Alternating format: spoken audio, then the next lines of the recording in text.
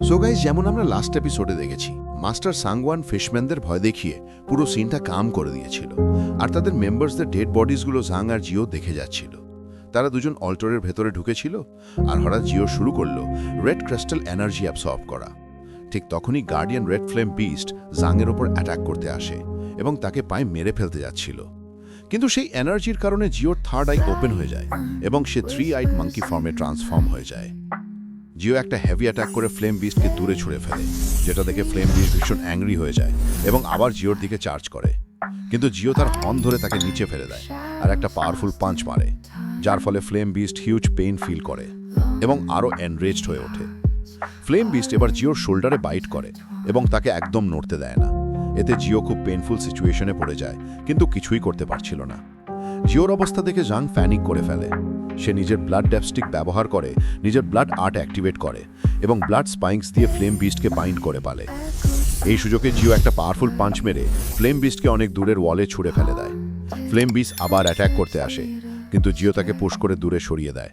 এতে flame beast আরও angry হয়, কিন্তু ইনজার্ড থাকায় সে ডাইরেক্ট অ্যাটাক না করে হঠাৎ ইনভিজিবল হয়ে যায়। জাং জিওর ওপর দাঁড়িয়ে চারপাশে তাকে খুঁজতে থাকে। হঠাৎ ফ্লেম বিস্ট মাঝখানে টেলিপোর্ট হয়ে তাদের উপর সরাসরি অ্যাটাক করতে আসে, কিন্তু জাং দ্রুত বুঝে যায় এবং তার ব্লাড আর্ট দিয়ে জিওর এক্সট্রা আর্মস তৈরি করে। ওই এক্সট্রা আর্মস দিয়ে জিও ফ্লেম বিস্টের অ্যাটাক ফেল করে দেয়।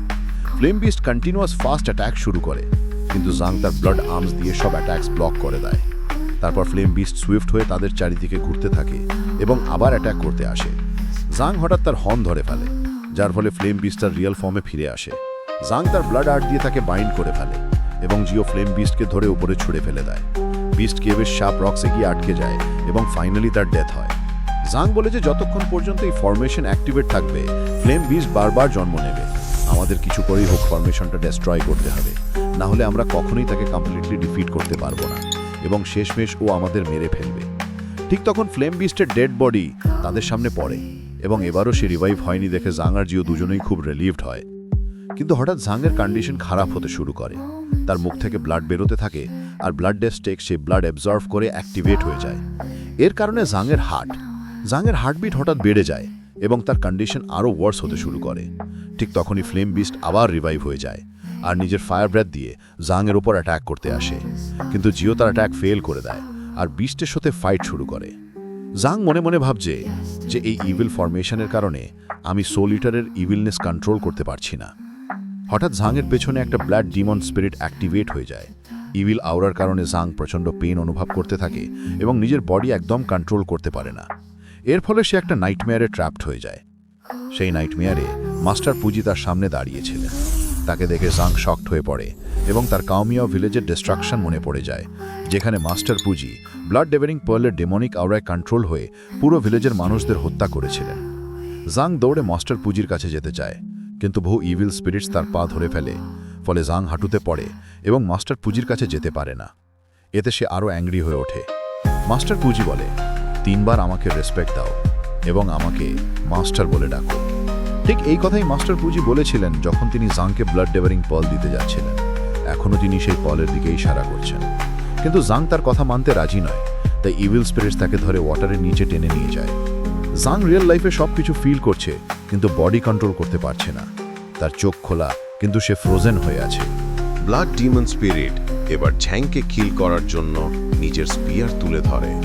ঠিক তখনই ঝ্যাংয়ের মনে পড়ে যায় জিঙ্গু মাস্টার দায়ান, ম্যাডাম সু, জাগ্গি আর বিয়াও, যারা সবসময় তাকে নিজের খেয়াল রাখতে বলতো এবং তাকে সাপোর্ট করত। এই কথাগুলো মনে পড়তেই ঝ্যাং হঠাৎ জেগে ওঠে। নাইটমেয়ারে থাকা ইভিল স্পিরিটসের বাঁধন ছিঁড়ে ফেলে ও পানির উপর উঠে আসে। সাথে সাথেই তার বাস্তব শরীরেও কন্ট্রোল ফিরে আসে। সে বুঝে যায় যেটা ব্লাড ডিমন স্পিরিটের কাজ, তাই দ্রুত সরে গিয়ে তার অ্যাটাক অ্যাভয়েড করে। কিন্তু ঝ্যাংয়ের কন্ডিশন খুবই খারাপ ছিল। মাউথ থেকে ব্লাড বের হচ্ছিল, আর সেই ব্লাডের কারণে ব্লাড ডিমন স্পিরিট আবার অ্যাক্টিভেট হয়ে যায়। ব্লাড ডিমন স্পিরিট আবার ঝ্যাংয়ের নাইটমেয়ারে ফিরে যায় এবং তার পা ধরে তাকে পানির বাইরে বের হতে দেয় না।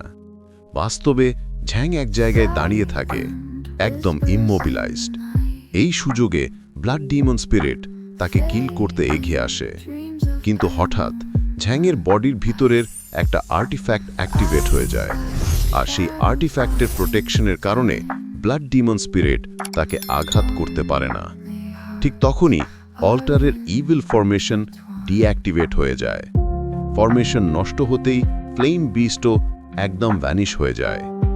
জ্যাংয়ের বডিতে স্ট্রং অরা গ্লো করতে থাকে, কিন্তু তার কন্ডিশন এত খারাপ ছিল যে সে অজ্ঞান হয়ে মাটিতে পড়ে যায়। এদিকে সিন শিফট হয় ফিনছ্যাং ভ্যালি এন্ট্রান্সে। ফিশম্যানরা সেখানে দাঁড়িয়েছিল অ্যাট্যাক করার জন্য, কিন্তু মাস্টার শ্যাং ওয়াংয়ের ফিয়ারে তারা আক্রমণ করার সাহস পাচ্ছিল না। অ্যাডাল বলে, ফিশম্যান খুবই ক্রুয়েল ক্রিচার, এরা কোনো ভয় পায় না, আর নর্মাল অ্যাট্যাক্সে এদের কিছুই হয় না, কারণ এদের স্কিন আর ফ্ল্যাশ অস্বাভাবিকভাবে স্ট্রং। এই কথা বলে অ্যাডাল একটি ফিশম্যানের ডেড বডি দেখতে থাকে। ডেড বডি দেখে তারা সবাই শকড হয়ে কোনো স্পেশাল বিষয় নিয়ে ভাবতে থাকে। মাস্টার শ্যাং চিন্তা করতে থাকে, ফিশম্যান আমাদের জন্য খুব ইম্পর্ট্যান্ট, এখনই এদের সাথে এনিমি হওয়া যাবে না। লি জুন তাকে বলে, আমি রেড আইড ইগলকে পাঠিয়েছি ভ্যালি মনিটর করতে, মার্ডারার এখান থেকে পালাতে পারবে না। মাস্টার শ্যাং বলে, রেড আইড ইগল তাকে ডিটেক্ট করতে পারবে না। যদি মার্ডারার এখানেই থাকে তাহলে আমি ভয় পাচ্ছি হয়তো সে নিজের ফর্ম পরিবর্তন করে আমাদের ভিড়ের মধ্যেই ঢুকে পড়েছে। একথা বলে মাস্টার শ্যাং চারপাশে আইস ফায়ার অ্যাক্টিভেট করে দেয়, যেন কেউ এসকেপ না করতে পারে। মাস্টার শ্যাংয়ের মনে হঠাৎ ভয় জাগে। আমরা শত শত বছর ধরে যেটা লুকিয়ে রেখেছি, মার্ডারার কি সেই সিক্রেট জেনে ফেলেছে? তিনি অ্যাডালকে বলেন, তুমি গিয়ে গোল্ডেন বেল ফরমেশন চেক করো, যদি ওটা উইক হয় আমরা এখানে ব্যস্ত থাকতেই মার্ডারার ভ্যালেটে অ্যাটাক করে বসবে। মাস্টার শ্যাং লি জুনকে বলেন, তুমি তাড়াতাড়ি সব স্টুডেন্টসদের চেক করো, মার্ডারার কি স্টুডেন্টের রূপ নিয়ে আমাদের মাঝে ঢুকে পড়েছে? লি জুন আর হোং একসাথে সব স্টুডেন্টসকে পরীক্ষা করে। তারা মাস্টার শাংকে বলে, ফিন জিয়াং ভ্যালির স্টুডেন্টস ছাড়া আর কেউ নেই, মার্ডারার কাউকে ফাইন্ড করা যায়নি। মাস্টার শাং বলেন, আমরা এখনো কিছু লোককে চেক করিনি। এ কথা শুনে লি জুন আর হোং শক হয়ে যায়। তারপর সিন শিফট হয় জ্যাংয়ের দিকে। সে এখনো আল্টারে আনকনশিয়াস পড়ে আছে। জিও নিজের নর্মাল ফর্মে ফিরে এসেছে, আর জিও যখন জ্যাংকে আনকনশিয়াস অবস্থায় পড়ে থাকতে দেখে সে খুব স্যাড হয়ে যায়।